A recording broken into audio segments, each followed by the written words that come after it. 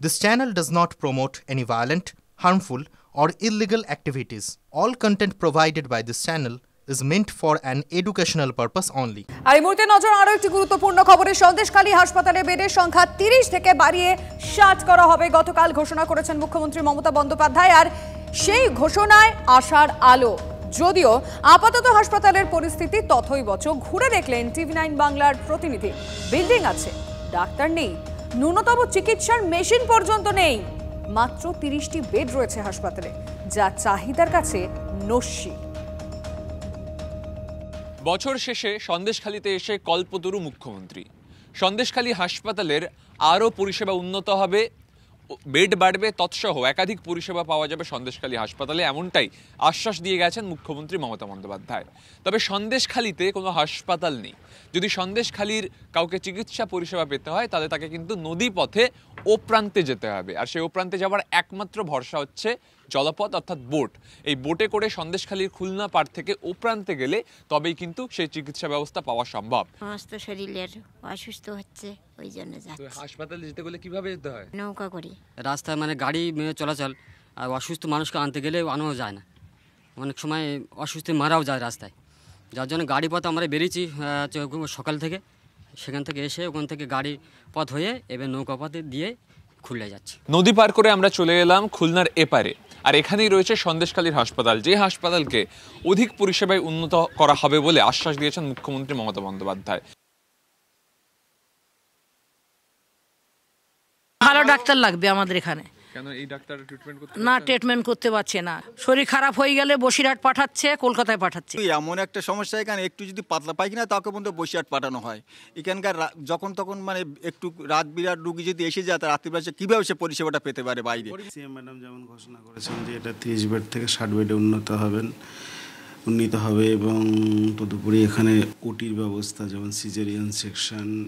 আশা করি এই project complete হলে সন্দেশখালীবাসীর জন্য খুবই উপকৃত হবে। মানে খুব রেফার করা হয় এখান থেকে, এইটার কি কারণ একটু যদি বলেন? না, এই অভিযোগটা একদমই সত্য নয়। সেটা হয়তো নিশ্চয়ই সিরিয়াস রোগী ছিল, তাই রেফার করা হয়। পার করতে হয়, কিংবা রাস্তাঘাটের অবস্থা খুব একটা ভালো নয়, তো সেক্ষেত্রে অনেকটা অসুবিধা হয়। পেশেন্টের যেতে যেতে অনেক ক্ষেত্রে অ্যাক্সিডেন্টও ঘটে যেতে পারে।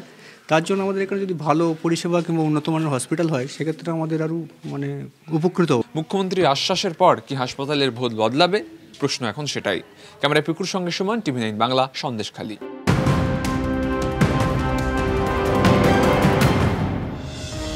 141 বছর পর নটি বিনোদিনীর ইচ্ছা পূরণ। সোমবার সন্দেশখালী সভা থেকে মুখ্যমন্ত্রী ঐতিহ্যবাহী এই প্রেক্ষাগৃহের নাম বদলের কথা ঘোষণা করেন। স্টার থিয়েটারের নতুন নাম হলো বিনোদিনী থিয়েটার। আর বছরখানেক পরেই সার্ধশতবর্ষে পা দিচ্ছে স্টার থিয়েটার। আর তার ঠিক আগেই মুখ্যমন্ত্রীর নির্দেশে সেই স্টার থিয়েটারের নাম এবার হবে বিনোদিনী থিয়েটার।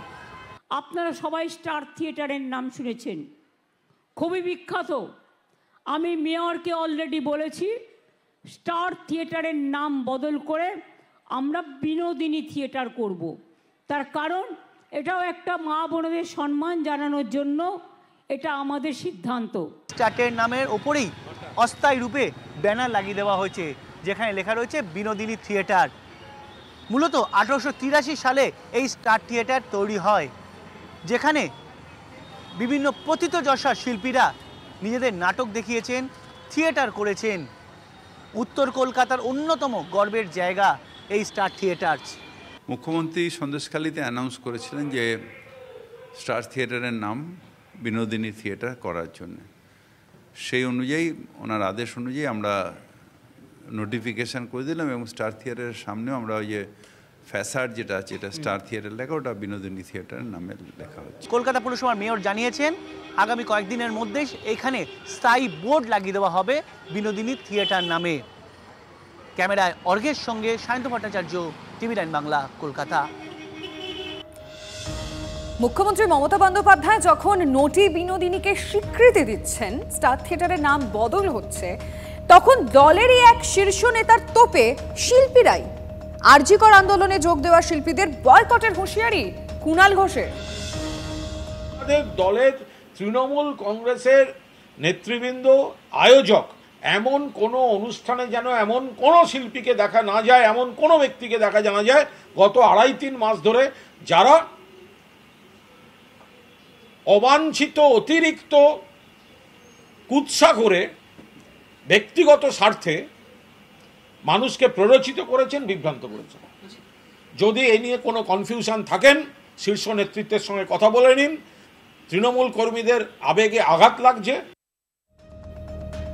কুণাল ঘোষের এই বক্তব্যকে শিল্পী মহলে কে কিভাবে দেখছেন শুনবো। যারা প্রতিবাদ করছেন, গান গাইছেন, রাস্তায় নামছেন সাধারণ মানুষ, তাদের বিরুদ্ধে যখন কোন একটি রাজনৈতিক দল মারধর করে, তারা শুধু জাস্টিস চাই বললে রাজ্য সরকারের পুলিশ আইন ভেঙে বেআইনি কাজ করে তাদের খুনের ধারায় মামলা দেয়, তখন তালহীন ছাড়াও তাদের গালে থাপ্পড় মারা উচিত। তাতে কুণাল ঘোষের মাথা ঘামাবার কি রয়েছে তো বুঝতে পারছি না। সরকারের বিফলতার পক্ষে তাকে গলাবাজি না করলেও হবে, তিনি অন্য বিষয়ে কনসেন্ট্রেট করুন। আমি কি ভাগ্য করে এই বাংলা অনেকদিন আগেই ছেড়ে চলে গেছিলাম, আর ফেরারও কোনো ইচ্ছা নেই।